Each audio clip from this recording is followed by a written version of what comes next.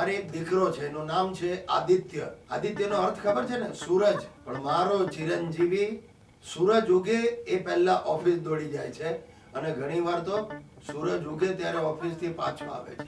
બે એવું કેવું કામ કરવાનું કે બાજુમાં મારા જેવી બ્યુટીફુલ છોકરી બેઠી હોય ને તો પણ જોવે નહીં. એક વસ્તુ યાદ રાખજે દીકરા, કે તમે પૈસા ખર્ચીને સોનું ખરીદી શકો છો, પણ સોનું ખર્ચીને સમય નથી ખરીદી શકતા. તો મારો બેટો મને શું કહે છે ખબર? મને કે તમે મિની મુરારી બાપુ બની જાઓ. બોલો.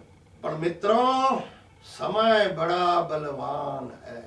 પછી ઉપરવાળા એવો વારો કાઢ્યો કે સીધો ઓપન જીપમાં રોડ ટ્રીપ પર નીકળ્યો અને સાથે અમે ઉત્તરાખંડ 4 ધામની યાત્રા ઉપર. હવે આવું શું કામ બન્યું સાહેબ? એ જાણવા માટે તમારે જોવી પડશે અમારી ફિલ્મ ચાલજી.